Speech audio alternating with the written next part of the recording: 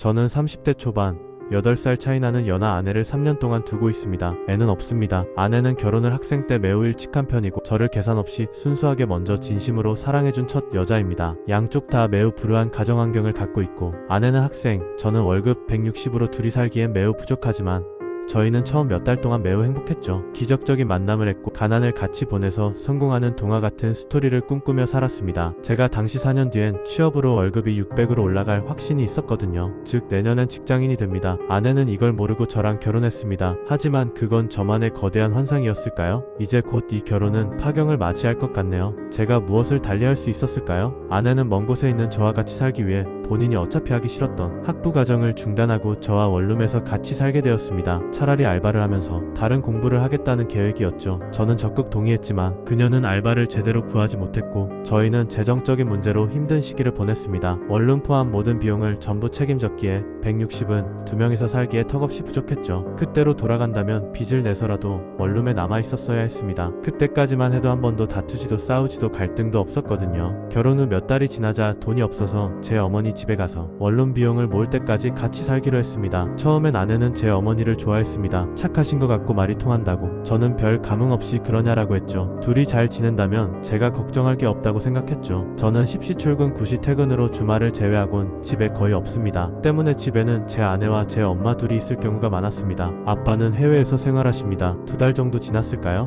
아내가 제 어머니에 대해서 할 말이 있다고 하네요. 제 어머니가 아내 보고 남편이 출근하는데 아침밥이라도 해주지 그러니? 라고 했다는 겁니다. 저는 3년 동안 아내에게 아침밥 얻어먹은 적 딱 1번이고 부탁한 적도 없습니다. 제가 출근할 땐 99% 자고 있거든요. 아내는 왜 제 엄마가 우리 결혼 생활을 참견하냐며 저에게 불만을 토로했습니다. 왜 이리 민감하냐는 분이 있겠지만 제 장모님이 장모님의 시어머니 때문에 이혼하셨고 그녀는 아빠 없이 자랐습니다. 그래서 시어머니의 결혼생활 간섭을 극도로 경계합니다. 저는 그때 큰일은 아니라고 생각했고 어른들은 원래 그런다. 신경 쓰지 마라. 내가 부탁하지 않았고 너가 내 아침밥 하는 걸 원하지 않는다. 듣고 내 한 다음 안 하면 된다라고 감흥 없이 얘기해줬습니다. 문제는 그게 끝이 아니었습니다. 이후로 제 어머니는 아내에게 잔소리를 하셨고 제 아내는 점차 제 어머니를 나쁘게 보기 시작했습니다. 결혼생활 간섭자라고요. 저는 일에서 돌아오면 아내가 제 엄마가 뭐라고 했는지 불만을 털어놓는 것이 일상이 되었습니다. 처음에 했던 잔소리들은 이렇습니다. 내가 음식했으니 넌 설거지해라. 팬티 벗어서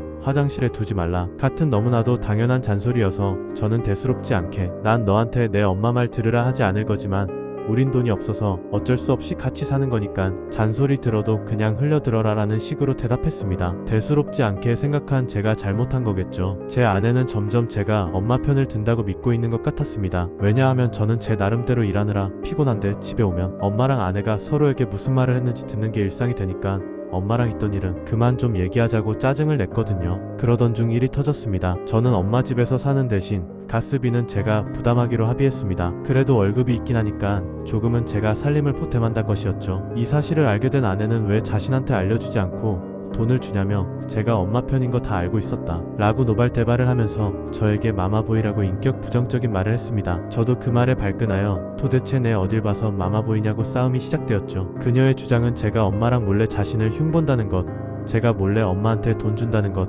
그녀가 우리의 결혼 생활을 통제한다는 것을 제가 인정 안 한다는 것입니다. 저는 제 아내 말 듣고 엄마한테 가서 잔소리 일절 금지, 집안일은 나한테만 시키기, 할 말 있음 나한테만 하기, 내 아내는 며느리가 아닌 손님처럼 다뤄주기까지 말한 사람인데 저보고 엄마 편 마마보이라는 겁니다. 한 달 넘게 싸우고 나서 알고 보니 제 엄마는 제가 없을 때 인격 모독적인 말을 가끔 하셨다는 겁니다. 그래서 이미 악의가 넘치고 있었던 것이죠. 기가 막힌 부분은 그런 말들을 왜 저한테 2달 넘게 말 안 했냐는 겁니다. 싸울 때 도대체 뭐가 그리 싫은지 계속 따지다 보니 하나씩 꺼내더라고요. 엄마가 했던 가장 끔찍한 소리 중 한 가지를 말씀드리자면 농담으로 제 아내가 편히 살고 저 뽑아먹으려고 시집 온 거 아니냐 했다는 겁니다. 그걸 듣고 저는 바로 엄마와 싸우러 갔습니다. 엄마의 사과까지 받아냈죠. 하지만 상황은 좋아지지 않았습니다. 엄마는 그 이후로도 이따금씩 인격모독을 했고 저는 그 피해를 아내로부터 고스란히 받았습니다. 제가 엄마 편이고 자신은 어차피 굴러들어온 불청객 취급받는데 남편은지 엄마 아직 좋아한다고, 제가 일이 너무 힘들어서 아내가 등 마사지 부탁한 걸 거부하면 니네 엄마가 질투해서 하지 말라디? 라는 식으로 저의 모든 행동이 시어머니의 음모로 몰아세워졌습니다. 마마보이라고 욕하는 건 일상이었죠. 이런 말도 안 되는 음모론이 계속 제시되니까 저도 감정을 통제 못하고 저희는 엄마 집에 있는 내내 싸웠습니다. 결국 도저히 안 되겠다 해서 저희 부부는 제 부모의 도움을 빌려서 원룸급으로 이사를 갔습니다. 이게 4달 동안 엄마 집에서 일어난 일입니다. 이제 악담하는 엄마도 없고 저는 모든 게 다시 예전처럼 될 수 있을 줄 알았습니다. 저희만의 집에서 살게 된 이후로도 아내는 딱히 하는 일이나 집안일이 없었습니다. 저는 주 52시간 일하고 들어오는데 아내는 친구도 없고 알바도 없으니 집에만 있었고요. 아내는 일 없이 집에만 있어서 그런지 자존감 상실, 우울증에 빠져있더군요. 왜 우울하냐고 물어보면 아직도 제가 제 엄마를 나쁜 엄마라고 인정하지 않아서 그렇답니다. 이미 스트레스는 받을 대로 받았기에 도대체 내가 내 엄마를 나쁜 년 취급하는 게 왜 그리 우리 결혼에 중요하냐? 내가 너한테 얼마나 잘하는 게 중요하지. 난 엄마가 너한테 이상한 말하면 가서 싸우고 너 보고 엄마랑 친해지라고 하지도 않고 너가 내 엄마 평생 안 만나도 상관없다. 도대체 왜 모든 게 내가 내 엄마한테 얼마나 잘해주는지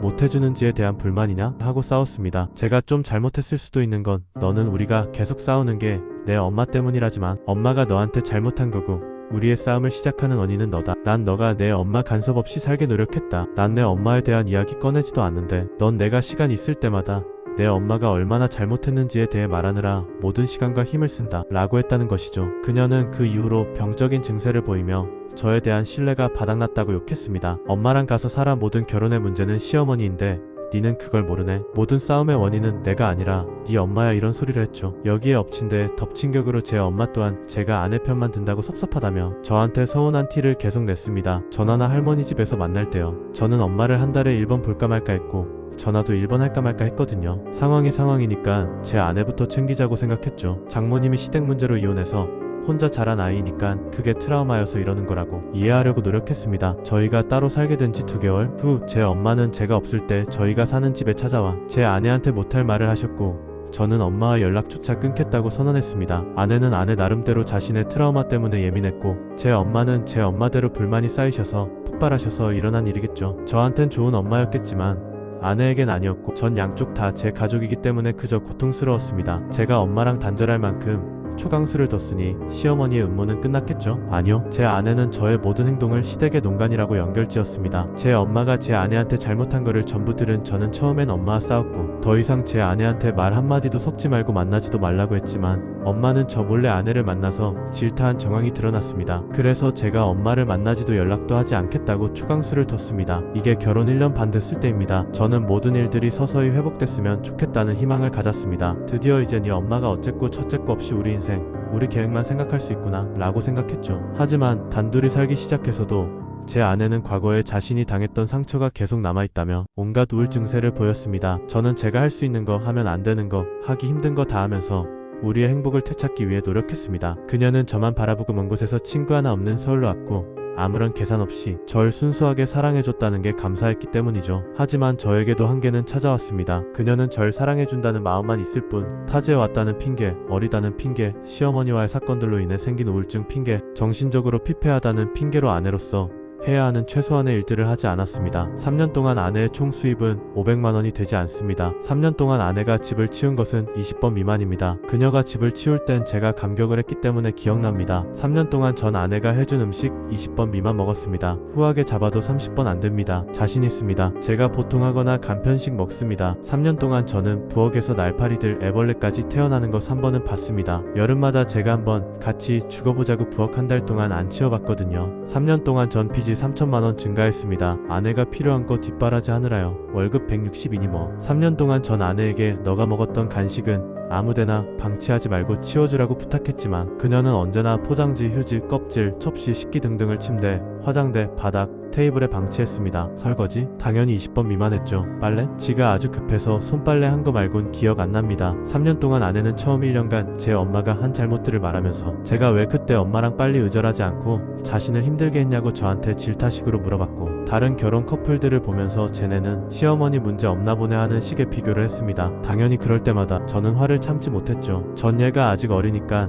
얘가 언젠간 바뀌겠지 계속 희망 고문하면서 버텼습니다. 저만 바라보는 건 바뀌지 않았으니깐요. 근데 최근 제 모든 불만과 인내심이 결국엔 폭발해버렸습니다. 아내는 정신적인 이유로 모든 것에서 벗어나 혼자만의 공간에서 조금만 있고 싶다고 했습니다. 이제 원하는 학교도 작년에 들어갔고 원하는 공부도 하니까 많이 좋아졌지만 아직 저랑 있으면 가족과 시어머니 문제가 머리에서 떠나질 못한다는 것이었죠. 자신의 정신과 의사도 혼자 좀 있어보는 거 추천했답니다.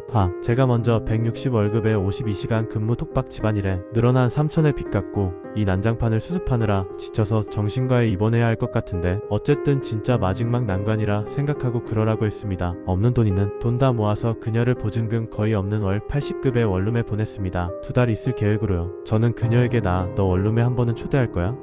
라고 물어보니 안 된답니다. 결혼이란 단어를 완전히 지우는 순간을 느끼고 싶답니다. 제 멘탈은 완전 무너지기 직전이었지만 간신히 붙잡고 이해하겠다고 했습니다. 근데 제 생일 전날 저는 일을 마치고 집에 오면 아내가 기다리고 있을 줄 알았습니다. 그래도 내 생일 전날 밤인데 그날은 집에 오겠지 했습니다. 하지만 그녀는 없었습니다. 저녁 10시 저는 아내에게 어디냐고 물었습니다. 아내는 친구랑 술집에 갔다고 합니다. 언제 들어갈 계획이냐고 했더니 새벽 4시랍니다. 그게 이제 2주 전이네요. 그때의 기분 참 뭐 같았네요. 일단 전 그녀와 술을 마신 게 1년은 넘었습니다. 생활이 힘들다 보니 데이트 느낌으로 저녁에 뭔가 하기 힘들었거든요. 근데 제가 있어야 할 그 술집 자리에 아내의 친구가 있던 겁니다. 그리고 더 열받는 건 제 생일인 걸 까먹고 술집 약속을 잡은 겁니다. 이때 드디어 사랑이 무너지네요. 아내는 그래도 다시 기억했는지 새벽 2시에 제 집에 왔습니다. 여기서 솔직히 그녀가 절 정말 왕자처럼 취급해서 온갖 좋은 말과 좋은 일들을 해줬다면 결과는 달랐을 텐데 그녀는 정말 아무 생각 없이 남편 생일이 기억나서 술집에 더 있고 싶었는데 중간에 나왔어 이러는 겁니다. 거기에 더 가관으로 힘들다 이제 자야겠다 이러는 겁니다. 그 자리에서 저는 웃으면서 울었습니다. 미친 사람처럼요. 얘는 정말로 내가 얼마나 개고생하고 지가 얼마나 분에 넘치는 도움을 받고 사는지 모르는구나 하고 서럽고 웃겨서 울었습니다. 그녀는 심각하게 제가 왜 그리 서러워하는지 모르겠답니다. 제가 심각하게 뭐가 문제고 3년 동안 제가 뭔 고생을 했는지 싸울 때마다 얘기했는데도 모르겠답니다. 제가 울면서 얘기하는데 갑자기 핸드폰을 보길래 제가 이런 상황에서 핸드폰을 보는 미친년이 어딨냐 날 얼마나 신경 안 쓰는 거냐 소리쳤죠. 지 엄마한테서 문자 와서 볼 수밖에 없었답니다. 지 귀는 다 듣고 있는데 어딜 보든 뭔 문제냐고 하던군요. 저는 예전부터 그녀의 악습관을 지적했고 제가 심각하게 말할 때만큼은 나를 위해서라도 핸드폰은 절대 보지 말라고 부탁했습니다. 그 순간 전 그걸 다시 말했고 그녀는 5분 뒤 다시 핸드폰 5초 보더군요. 이런 개무시를 당하니 전 1시간 동안 울고 소리치고 미친 사람처럼 심정 토론을 했습니다. 결론은 정신적인 문제 때문에 저에게 동정심을 줄 여유가 없는데 왜 이해를 안 해주냐고 오히려 저한테 따집니다. 전 동화를 상상했고 현실은 시궁창이었던 거죠. 전 그녀가 절 사랑하는 걸 압니다. 하지만 그녀는 미안해할 줄도 감사할 줄도 모르는 공주로 자란 사람이네요. 받기는 잘 받고 주는 걸 아예 모릅니다. 오늘 이혼하자고 선언했습니다. 장모님한테도 얘기했습니다. 아무리 그녀가 절 사랑하는 걸 알아도 말밖에 없는 빈껍데기 사랑은 이제 못하겠네요. 제 기억을 정리할 겸 혹시 모를 이혼 소송을 대비할 겸 여기에 하소연할 겸 올려봅니다. 글로 풀어서 써보니 더욱 명확해지고 후련해지는 것 같네요. 구독을 눌러주시면 매일매일 새로운 이야기를 보실 수 있습니다.